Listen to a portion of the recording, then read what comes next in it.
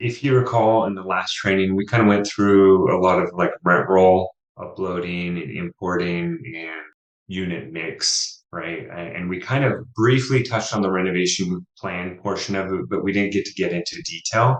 And we definitely didn't get into the repair detail tab of the model. So I just wanted to kind of close out on that process. What we're going to focus today on, and then I want to show you just kind of a quick preview of the model that's going to be coming out that I was just referring to, and then a trick for accessing all of my research links that I have. So with that, we'll get going. Okay, so this is a deal that I'm currently working through right now with another warrior. So we're kind of working through our rent strategy and our renovation plan, but I kind of want to walk you through the process that I went through to kind of get to our ultimate capex budget on this one, and specifically when it comes to our renovation plan and our exterior capex. Last time I mentioned this section, the renovation plan. We're going to focus our attention on that. And this is essentially our interior renovation plan where we're going to designate how many units we're going to renovate, what we estimate the costs for each of those unit renovations are, and the premium that we expect to receive as a result of those renovations. I'll tell you what, this is a multi-step process, and I think I've talked to you guys about it a little bit on our one-on-ones, but when I go through an underwriting, my first pass is to like figure out, well, are we going to model 100% renovation, or maybe we're going to do like a 70% renovation? And that's what determines what values I put into units to renovate. So for this example, I'm just going to do 100% renovation. And the way I do that, the quickest way is that, I mean, you could just actually just copy these values. If you're doing 100%, this property right here does not have any existing renovations. So it's pretty straightforward. It's like all these units here, they're all classic. I can renovate all those. Most often I'll look at properties that do have some renovated units. And in those scenarios, I will use a formula in the units to renovate. I will just simply say equals the units, right? So if I'm doing 100% renovation, I'll do that. And then you'll see it puts the formula, and then I'll copy and I'll paste special formulas. I'll just show you that real quick. I'll paste special formulas into the cells that correspond with the unit types I'm going to renovate. So if you remember the paste special, we talked about this last time, formulas right here. So you can do that, and it's just going to calculate how many units. That's based on 100% renovation. But like I said, in this case, we're doing 100% renovation, so I could just copy all of those units, and I'm going to do a paste special values. So here's my paste special values. Again, I never do a copy paste because then it kind of messes up the formatting. It won't mess up the formulas or anything like that, just the format. So those are all of my units that I'm going to renovate. The cost per unit, what I'll do on my first pass is just based on experience. I know that like a pretty heavy renovation, like if it needs everything, like appliances, countertops, bathroom vanities, shower, all this stuff. I mean, it's going to be a pretty heavy renovation. It'll probably be like $12 to $14 per square foot. I found that's a pretty good rough estimator. So what I'll do is I'll just, in this blank cell above, let's just say for this, I'm going to do 12. I'm just going to put in $12. That's my cost per square foot. And then I'll do another formula where I say equals the square footage for this unit type times, and then I'll click on the cell for the cost per square foot. And then I talked about this last time as well, but the P25, that's what they call a relative reference. We don't want that cell to change as we copy the formula down. So what I'll do is in the formula bar, you could put your cursor next to it and click the F4, press the F4 key on your keyboard. And it puts a dollar sign in front of both the column and the row, which means it's absolute referencing and it will not move that cell as you copy that formula down. So again, I could just take that and I can paste special formulas. So right here, formulas. And then I have a really rough estimate for my cost per unit. And then, so this one's a little more challenging. I really like the rent rolls that already have renovated units in it because I could see the actual performance, right? Like what we did in the last training, you can actually see the renovated units and how the lease trade outs are trending. versus the classic units. And that gives you a really good first guess at what you can achieve for your rent premium in your classic to renovation, renovated units. In this case, I don't have that. To get to your rent premium, your first pass is fine as a kind of a rough estimate, especially if you know the market or you're able to pull CoStar data, or maybe even you're looking at the broker's OM to just kind of gauge what you think you could charge. Because a lot of times I don't really like the broker's estimates, but sometimes they'll put a rent comp in their OM, and you could kind of just use that to kind of gauge what you think the rent premium will be for your first pass. It's not ready for LOI at that point, but just to see if you're going to achieve the ROI that you hope to get. There's my first pass at my interior renovation plan. Very quick and dirty, just to put it in a model to see how that plays out, see my renovated rent ROI. The other thing I want to mention, this is new to this model, which is the model that's to be released, right? I'm going to try really hard to get this out to you guys next week. But this is a little bit new. It's different than the model you had in the fact that this has two values now. The current model has ROI. This one has the renovated rent, right? So based on the rent premium that you're projecting here and your current market rent, this is your renovated rent. This is important because in the cases where you're not doing 100% renovation, I'll show you exactly what this. So if I say I'm only going to renovate half of these units, what you notice, that's funny, they're all sixes. What you can see is my renovated rent. So for the units that I'm renovating, my rent is going to be 1066. But for this unit type, overall, this one bedroom, one bath, 700 square feet, it's going to now have 50% classic units and it's going to have 50% renovated units for that unit type. And this is the blended rent between those two. So I think, Victoria, you brought this up to me, and it was a really good observation. And that's why I made this change, is that if you're doing a partial renovation and you're looking at this blended renovation rent, you would notice that the current market rent plus the premium does not equal this blended rent, because this blended rent in this case has 50% of classic units in it.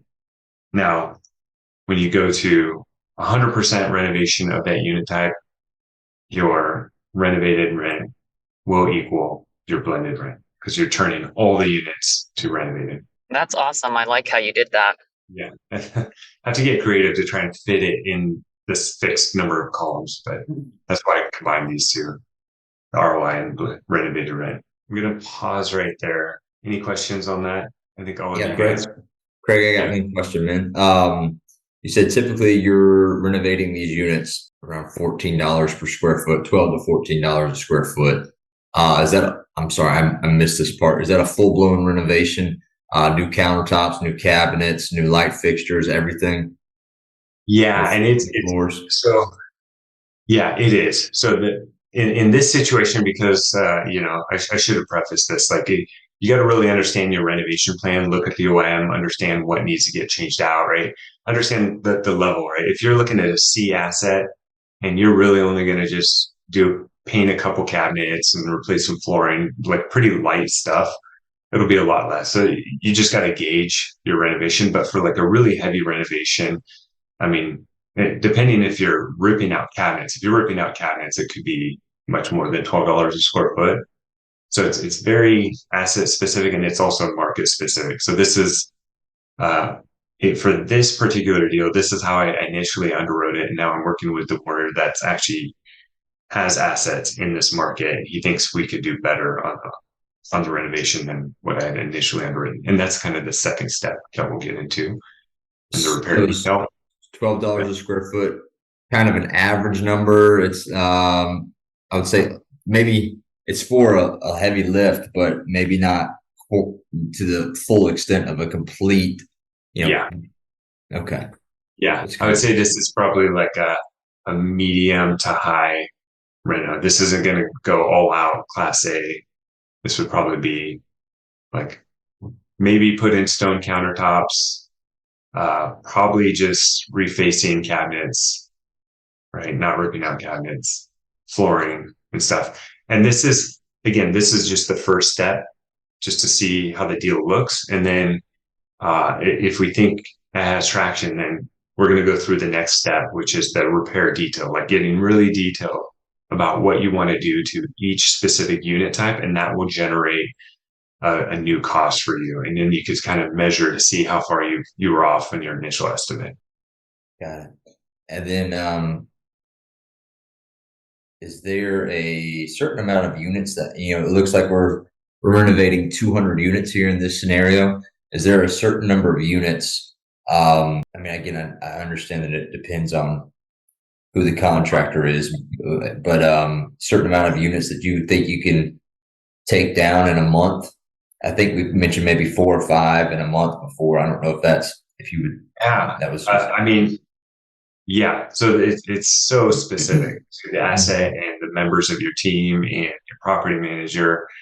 Yeah, I typically try to underwrite, no more than 4 to 6 units a month. So you can see that in the deal assumptions, right? Mhm. You can see it right here. So we're going to do, in this case, 3 years to renovate. That's about 6 units a month.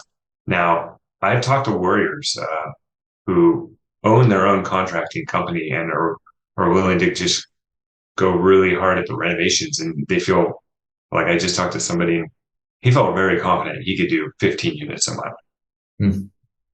based on his experience. So yeah, this is one of the things where you start to dial it in with your conversations with your property manager. They have a lot of experience turning units, or if you have somebody that has that experience on your team, I'm going to use. But this is kind of the what we use in Cree. Cool. Thank you. You bet. I just have a quick question, and if this is backtracking too much, maybe we can cover it on another call or something. But when we're importing that rent roll, and then the property manager is putting the market rent on there, and it's importing that, and then we're adding, this rent premium is adding to that market rent. Mm-hmm. I mean, how much confidence are you placing in the property manager's view of the market rent? I'm assuming you're going in and refining that too. I mean, that's what we do. I just want to make sure that's a best practice. Yes, yeah, very good question. So that's right. So when we import the rent roll, it's taking the in-place rents and it's taking the market rents directly from the rent roll, and hit a button, and it's bringing those in here, right? So the next step after importing the rent roll is verifying those rents, verifying that they make sense, right? So for some unit types, like you might see a really large loss to lease, like from the in-place rent to the market rent. Maybe it's a couple $200. Well, what I'll typically do is like look at the most recent lease trade outs, and are they actually achieving what they think they can? They say they think they can get in market rents, and then also verify that against your own rent comp. Right. So when it comes to underwriting, I spend a lot of time on this part right here because, again, your gross potential rent, this is the biggest number in your pro forma. So it's everything else hinges on this, right? Like, has a really big impact on your underwriting. So yes, Victoria, I do import the market rents, but I also verify those, right, with recent lease trade outs to see if they're actually getting close to that, and then my own rent comp analysis. Okay, cool. Okay. Any other questions on this part? So repair detail. So this tab right here, what this is intended to do is to help you generate a repair estimate for each specific unit type, right? So you might have a property that has partially renovated unit types that you want to renovate, or maybe the 1 bedroom. So this property right here actually has a couple townhome units, and those townhome units I know are probably going to be more extensive to renovate just because of the stairwell and the second floor, and they have lofted ceilings. So there's more to consider for that renovation. In terms of filling this out, in terms of the costs, this is a little bit of an art, right? You can go onto websites. There are multiple websites you could go on to try and understand like pricing for stainless steel appliances. If you have anybody on your team that has experience in turning, they might have really good inputs. property manager probably has pretty good inputs for some of the costs that could be associated with renovation. So this isn't really intended to get into like how do you determine your costs for renovation, because it really greatly varies depending on the level, fit and finish that you're going to put into your units, as well as your market, really. But what I'm trying to do is show you the mechanics of trying to come up with a repair budget, right? So that said, I'll go ahead and blow this up a little bit. I leave a bunch in here, a bunch of stuff in here just for reference. And you can, by all means, delete all this out, right? It doesn't matter. But I figure it's good to have kind of a base to start from. In this yellow cell, you'll notice every unit that you identify. So let me go back to the underwriting model. So every unit type that you identify for renovation, and it knows that it's going to be renovated by the number that you put in here, the units to renovate. As soon as you identify it to be renovated, it's available in the pick list for the repair detail, right? So if you come here, these are all the unit types that you have identified to renovate in your unit mix tab. So if you come in here and you don't see anything, so if I back those out, let me just, this is important because I've gotten this question a couple of times. You won't see any unit types here, right? Because the model doesn't see that you're planning to renovate any units. And that's important because what it does is it pulls the number of units over that you're going to be renovating, and then it can do the calculations for cost per square foot and all that. So I'll put those back in, and those are now available in this pick list. All right. So what I'll do is I will just literally just go one by one. So as soon as I selected that, it knows there are 66 units that I've designated to renovate of this unit type. The square footage is 700. And then I could come down here and I say, well, stainless steel package, let's say, actually, I think that's going to be 1850. Prices have gone up, right? And then flooring. So what I'll do is I do a formula here. You can edit it and you put in your own values. What it's doing is it's looking at the square footage, and then it's doing times cost per square foot. So in this case, I have $3.50 per square foot is what I think replacing all the flooring in this one bedroom will be. Actually, we just got a quote and it came in quite a bit less than that. So I could change that. And then whatever you feel. So if you're going to replace cabinet doors, repaint boxes, again, coming up with these values for the cost per can be a little bit challenging, but this is where like either your team or your property manager, or if you have a contractor that you've worked with, can definitely help. It's like I figure once you've done one of these, it gets easier, right? You'll have a better idea for the cost estimates. Solid surface countertops, we could do 2,500. Actually, I think I just saw a quote for 1,700. So you're kind of taking an estimate and you can kind of look. And so what I'm assuming is that each of these line items, labor is included, right? And that's a choice that you can make. You can say either you can put in the cost excluding the labor and then add a line item for labor if you want, or you can just do labor included. I see it more done this way, like labor included. And kitchen sink vanity, low flow toilets, interior paint, $2 a square foot. Actually, we just saw a quote.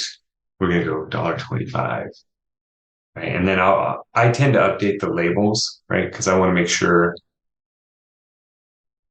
that I have that. Let's go like that. So it's just easier. So when I go back here and look at this, I'll know what my assumptions were. But so right there, what this has done. So let's say I'm done. I've kind of done my homework, and it's once you do the first unit type, it's a little bit easier to do the rest, right? Because you're just going to use a lot of the same values, and it's going to figure it out for you. But so in this section, I should be using my highlights. So this section right up here, this is pulling from the underwriting model. So this was your initial estimate. And so what I can see is that right now, my detailed repair cost is $1,000 higher than my initial estimate from the underwriting model. And the total delta is another $67,650. So that tells me, hey, maybe I undershot on my initial underwrite. Maybe instead of $12 a square foot, it's like $12.50. And this particular unit type is actually $13.50. But you'll notice it gets a little cheaper on the bigger units as a cost per square foot basis. So, so the idea is that you'll do this for each unit type. So, and as soon as I've done it for one unit type, that's 11700, you'll see this 11700 is no longer available in the pick list. So you can't do the same unit type twice, right? Just kind of a check and balance. So I could do this same thing. And since I have these formulas already in here, I could copy them and I can paste them right here. And so what this formula is doing is it's looking at this square footage for this unit type and applying $1.25. And I'll probably want the same labels. So that's more or less the process for going through each unit. I don't want to go through every single unit type on this one, but this is kind of the process outline. And then if you notice, if I collapse everything, I have all these unit types. It's okay. You could leave them blank when you know, if you're not using them, but I have an exterior section. Right. So this is where you can say, well, what are the exterior capex items that we're going to do? Right. Is it going to be, full parking lot repair? Are we replacing roofs? Let me give you an example from my, oh, that's not the right one. Oh, wait. Yeah. So this is what we came up with for this deal. I'm going to just paste it in here so you can see. There we go. So this is the deal we're looking at. Some of the costs that we're estimating. And again, these are all estimates, right? So when you get into actual due diligence, you're going to have contractors, hopefully several, come out and bid on these items and just really dial these in.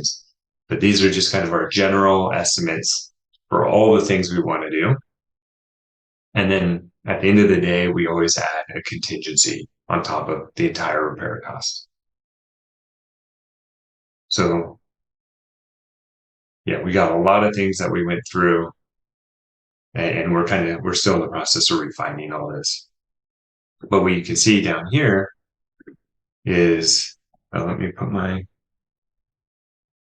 is that my total renovation budget. Let's do this. Let's go over here. This one's filled out. Sorry, since I didn't use all the unit types, my repair budget looked low. So I'm going to go ahead and collapse this again. And then now we can see that my total repair budget is 3.6 after all the work I did above. And then in my underwriting model, my initial underwriting model, we were at 3,653. So I actually came in about $48,000 less. And again, hypothetical at this point, we're still really kind of dialing in, especially on the interior renovation on this property. But this is the goal, is to kind of come up with a more detailed estimate of your capex. And so once you've done this and you say, okay, that we're locked as a team, we agree these are the items that we feel need to happen. So in this particular example, they already walked the property and they made a list of all the items that they thought that needed repair. And we put in estimates, right? So as a team, we can say, okay, this is the capex budget that we're locked in. We're not going to change that now. We feel comfortable with it. What you can do is you could transfer all these repair values into your underwriting model. Okay, so we did the underwriting model. We have some high level estimates before, but now we did this repair detail. We're bought in on it as a team, and we're going to lock that into our model, and we want to see how this affects returns, right? You could click this button, and what this does is for each of the unit types, it's going to take this cost per, and it's going to put it in that unit mix table for you. And then for your exterior renovation, it's going to take this capex amount, 1.56 million. It's going to put it into your exterior renovation budget in the underwriting model. But before I do that, I want to stop here and see if there are any questions on this. I think it's great. I had a question. Is your exterior renovations, do you have like a laundry list that you already have kind of pre-listed out, just kind of as like a checklist to whether you use it or not, you could at least say, hey, let me just check. That's a really good suggestion. It is on my list. I have not had time to create it. Yeah, that's one thing I wanted to do. I'm hesitant to put it in the model because, things vary so much by region. But yeah, that is on my very long list of things to do, is to kind of come up with a standard capex. And I've started that process in another worksheet. I just haven't finalized it. That it's a very good thing to have. No, thank you. It is, Yeah. I guess you could also do that for the interior too, I guess, right? Yeah, that's the idea. Yeah, I would. Yeah, so John on our team, we were talking about this a little over a month ago. We're like, man, it would be really great if we just had a standard interior, like renovation, that we could just pick from and just put in the model, and then a standard list of all these exterior capex if we agree on the price, and then we just pick and choose. But unfortunately, I haven't. Yeah, time has been limited. Yeah, that might be a good like group project, huh? We could put something out, work on it together. Let me show you how I present my CapEx. I think of this as in the video tutorial, but like I want to show you how I present, because this doesn't give me a lot of information, right? I mean, this is the best summary right here. And what you could do is click this hide unused rows button, and anywhere where you're not modeling a unit type, it's just going to get rid of those empty rows. So if I can hide it, it got rid of that empty row. So now this is the most concise summary of my CapEx plan, interior and exterior renovation. But I don't like this because it doesn't give me a lot of information. So what I typically do, so I'll show you, is you have this long list here. What I do is I collapse all the groups right here. And what I do is I expand the exterior, and then I expand the very first unit type. So the idea is if all your renovations are very similar across all your unit types, then you only really need to see the detail for one to understand what's happening to the rest. So I'll just expand the unit type, and then I have all these blank rows, right? So now I click hide unused rows, and it'll collapse everything. So now I have my interior renovation. It shows essentially what we're doing for this first unit type. And the idea is that it's going to be the same for all these other unit types. And then I have my exterior expanded. So this one's quite long. Sometimes it's much shorter. And then, oh, my screen just blinked. Okay. And then this is what I could put into a PowerPoint or show to my team. Like, this is our plan. We're renovating 200 units at a cost of $11.72 per square foot. And then we have an exterior renovation at a cost of almost $3,000 a square foot, $1.5 million. Total renovation budget, $18,000 a unit, $3.6 million. So that's how I tend to group. Either I do super compressed or I do this version right here. Okay, I'm going to just click this transfer repair values. It tells you, hey, just heads up, if you do this, it's going to overwrite whatever you have in the underwriting model. So make sure that you're comfortable with that. It says done. I go back here. You can see in the deal assumption, it has the 1.56 now in my exterior renovation. And then each of these unit types, this is what was determined from the repair detail. And you could verify that because, oh wait, that's the wrong one. Sorry. I was like, that didn't look right. You can verify that because the delta is all zeros right here. So all the deltas are zero, the total costs are zero. That means what's in this repair detail equals what's in your underwriting model. Okay, I'll pause there. Any questions? I want to show you something that I've changed for the new model on this repair, because as I work through it, I realized there's a couple things that I would like to see. So I'll show you those so you can see that difference. Let me just show you the newest model. So what I want to show you on the repair detail is this. So that there's a change. I added the other income capex right here. So what was missing from this before is this repair detail did not truly capture 100% of your capex for your your project, right? What was missing is any other income value add that you planned out. So you can, the other income value add worksheet. If you planned anything out, that wasn't being captured. And then your contingency wasn't being captured, right? So the total exterior, right? On the other model, the total line was really only your interior and your exterior. It did not include your contingency or your other value add. So what I did is I added other income value add. There's no input in this line, but it's just to show you that additional capex that you're budgeting for. And then this contingency that gets applied to your entire renovation budget.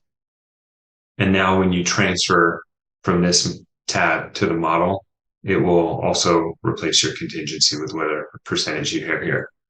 But this is truly your total capex picture snapshot.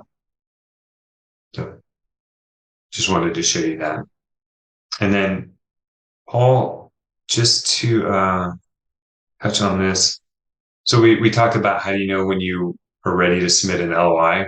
And I was talking about this deal review checklist. So this is a process that we just started implementing on our team, is that we meet as a team. And so what I'll do is if I underwrite a deal and I feel like we're at the point where we need to get a discussion around LOI, I'm starting to fill out these opportunities, the risks, brief deal summary.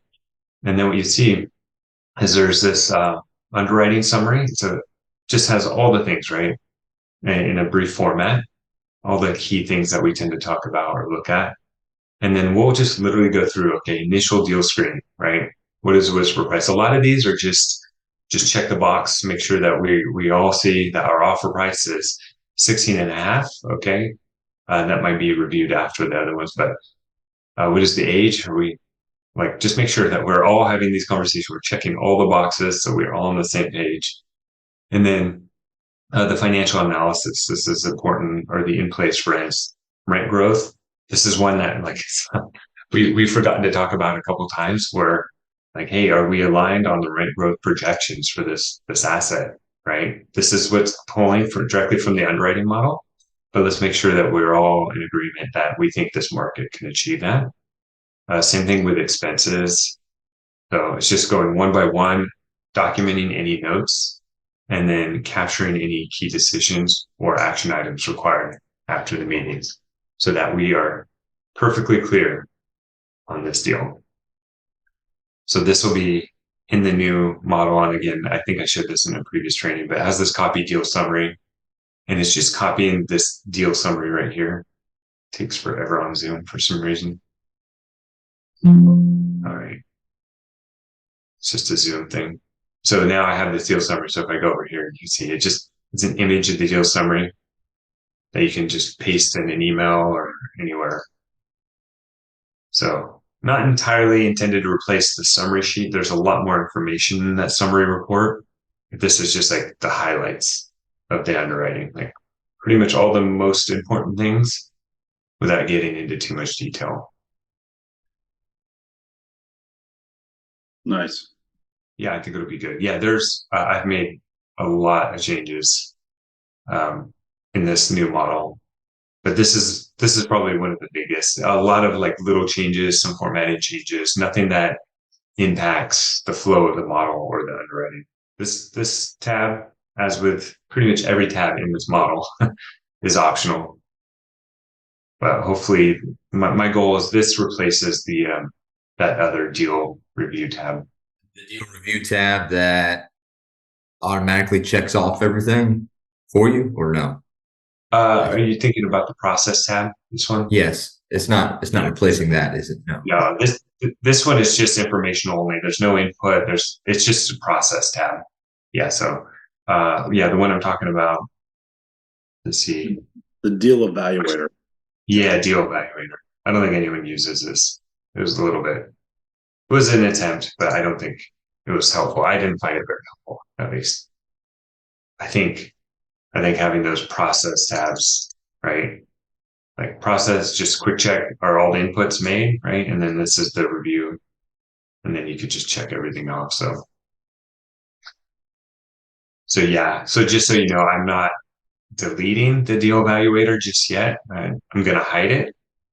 see if anybody complains about it before I completely delete it. But I don't think it's being used. Let me just take a look at some of them.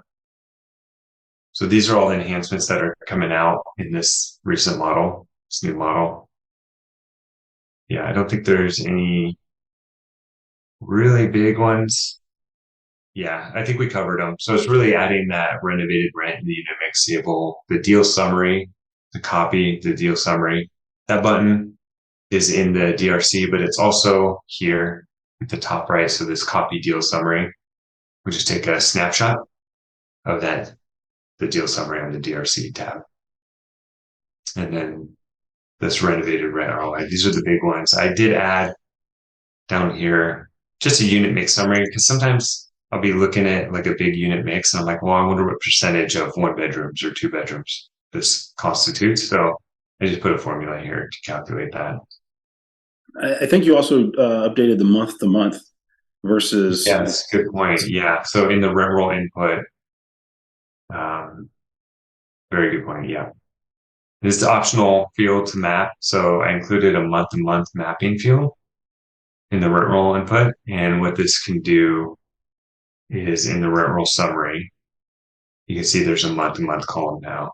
I'm finding it's helpful. But month to month, as I spend more time on it, it's treated differently in a lot of rent rolls. So again, this field doesn't affect anything, but sometimes what I'll see is the month to month might be like here, it's the month to month premium. So sorry, let me blow this up for you. So it's a month to month premium, and it's the number of leases that are month to month, right, in this column. Some rent rolls I find have text values here. So it's not even like a value, like a amount.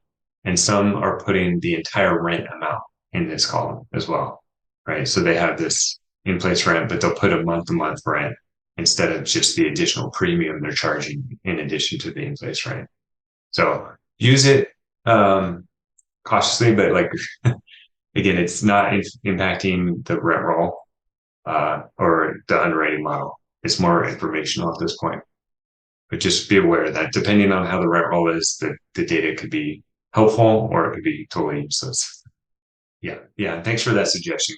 I have found it helpful where the data is clean. All right. Those are the big enhancements. And again, I gotta do all the work to kind of send it out. So I hope to have that done next week. I'm starting a Facebook community. I get a lot of questions that I think would be helpful for more than just the person I'm talking to. So I think having a Facebook community, I don't know if it was Paul, you asked about a Discord or some kind of chat or something that we can all share information on. So this is what I did. I went ahead and just set up a Facebook community.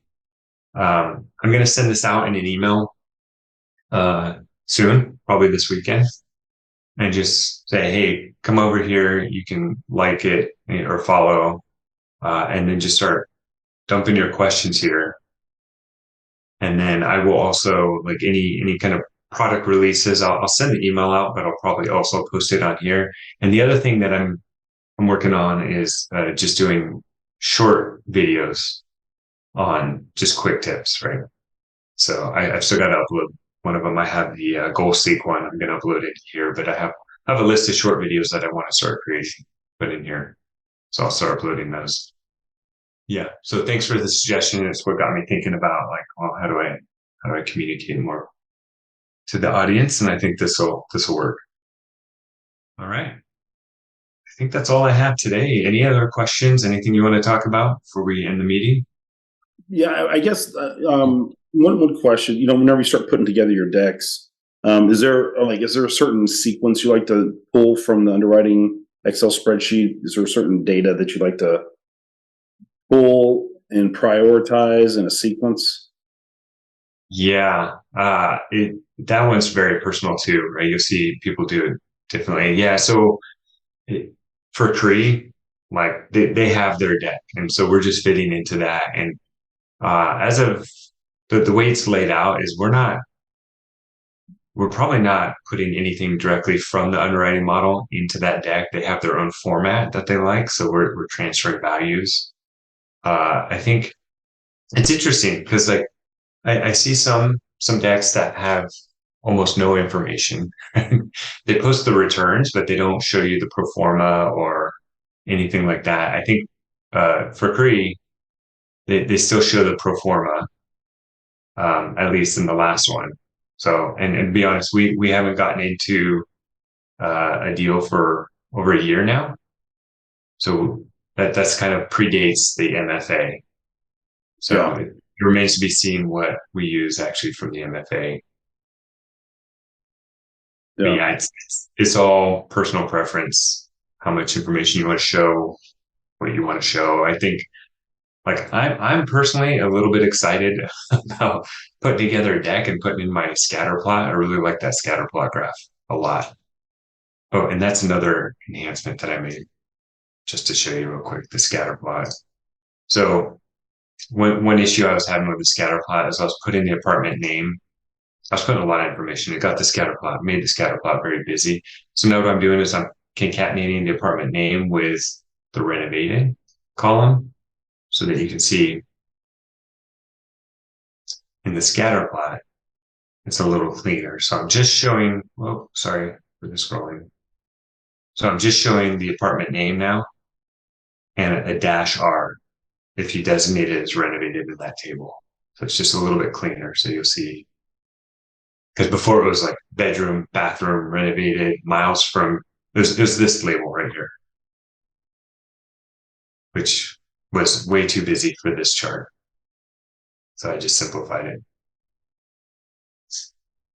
Yeah, I was going to try and color the renovated dots a little bit different color than the classic of the comp set, but it was really complicated and it was getting a little bit busy. So I just prefer to keep it more muted for the comps and bring focus to the subject property.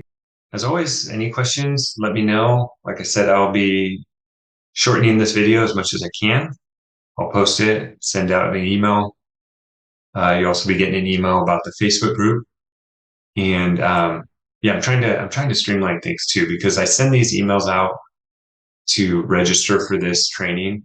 And it's actually taken me a long time to put those emails together. To add the calendar links every time is very tedious. So what I'm doing right now is I'm building a Facebook or a page on my website where it has the entire training calendar, and you could just click on the ones that you want to add. So that will kind of take that weight off. And so I'm going to send you an email about that. And then hopefully next week I'll be at a place where I could release the new model for you guys that has these enhancements. It looks great, man. It's awesome. I know it's a lot of work and it looks fantastic. Oh, I appreciate that. Yeah, it's it's a labor of love.